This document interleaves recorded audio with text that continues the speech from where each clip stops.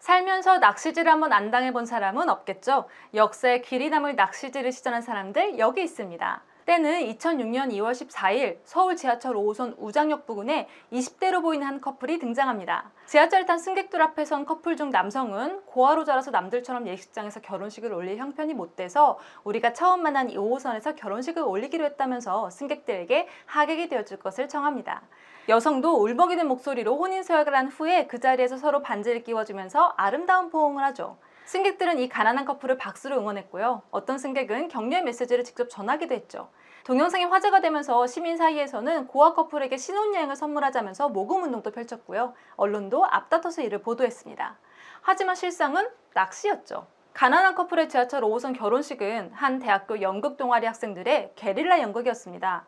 1분여 동안의 짧은 연극이었지만 이 낚시에 낚였던 많은 승객과 네티즌들은 분노를 표했고요. 당시 지하철에서 승객들에게 연극이라는 것을 설명하지 않은 채 공연을 했던 20대 두 학생, 오래도록 승객들을 물고기로 만든 장본인이라는 꼬리표를 떼기 어렵게 됐습니다. 낚시농담 한 번으로 주가 조작 오해까지 불러일으킨 글로벌 기업이 있습니다. 지난 3월 말 폭스바겐 미국 지사는 브랜드명을 폭스바겐에서 볼츠바겐으로 바꾼다고 발표했습니다. 자사의 첫 완전전기 SUV 차량 출시에 맞춘 홍보 전략이었죠. 스코키오 폭스바겐 미국 지사 CEO는 보도자료를 통해서 우리가 K를 T로 바꿀지도 모르지만 최고급 차량을 만들겠다는 브랜드 약속은 바꾸지 않을 것이라는 내용을 발표하면서 신뢰도를 더하기까지 했고요. 이후 폭스바겐 주가가 들썩이기 시작합니다.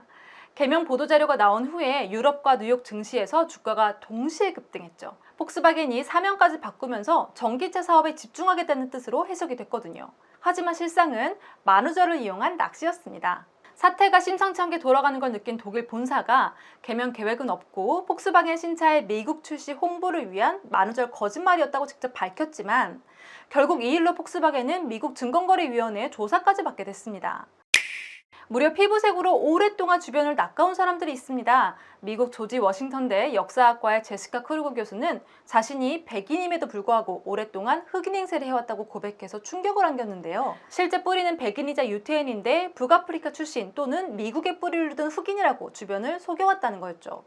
더 충격적이었던 건 그의 전문 분야가 아프리카와 미국 흑인 역사라는 사실이었습니다. 이 여성은 흑인 전문가로 꾸려진 학회의 회원이었고 또 흑인 정치나 정체성과 관련된 학술 서적을 출판한 공로로 인권상 최종 후보에까지 오르기도 했죠. 미국의 유명 흑인 인권 운동가이자 전미 유색인 지위양성협회의 워싱턴주 지부장이었던 레이첼 돌레잘이라는 여성도 피부색으로 못된 낚시질을 했다가 딱 걸렸는데요. 백인이지만 흑인 행세를 해오던 이 여성은 부모의 폭로로 백인이란 사실이 발각됐고 이후에 나는 스스로 흑인이라고 생각한다 라면서 정체성을 흑인으로 규정했습니다. 일명 인종전환 논란이 일었던 거죠. 성전환자처럼 스스로 인종을 선택했다는 건데요. 하지만 결국 위선자라는 꼬리표만 얻게 됐습니다. 조 바이든 미국 대통령의 부인인 질 바이든 여사가 정말 감쪽같은 낚시질로 주위를 놀라게 한 일이 있었는데요. 지난 만우절 바이든 여사는 캘리포니아주에서 일정을 마치고 백악관으로 복귀하는 비행기를 타고 있었습니다. 당시 기내에는 바이든 여사의 참모와 경호요원, 기자단이 저녁을 먹고 있었고요. 그때 짧은 검은 머리와 검은 마스크를 쓰고 검은 바지를 입은 승무원 제스민이 이들에게 다가와서 아이스크림을 나눠주기 시작합니다. 그리고 무려 5분이나 흐른 후에 승무원 제스민은 검은 가발을 벗어 던지면서 자신이 영부인이라는 사실을 밝혀서 주위를 깜짝 놀라게 만들었죠. 사실 바이든 여사는 소문난 장난꾸러기입니다. 남편이 부통령이었던 2014년 전용기 에어포스2에 머리 위 짐칸에 숨어 있다가 남편을 깜짝 놀라게 한 사례도 유명하죠. 전 세계를 발칵 뒤집어 놓은 러시아 야권 지도자 알렉세이 나발리 독사 시도 사건 기억하시죠? 사건의 전말은 전화 한 통에 낚인 러시아 연방보안국 독극물팀 요원 덕분에 밝혀졌는데요. 나발리가 독극물 암살로 목숨을 잃을 위기에 처하자 일부 국가는 푸틴 대통령을 용의자로 지목했었죠. 푸틴 대통령이 이를 계속 부인하던 상황에서 가까스로 목숨을 건진 나발리는 독일과 영국 취재진과 함께 자신을 미행해오던 연방보안국 산하의 독극물팀 요원들에게 접촉을 시도합니다.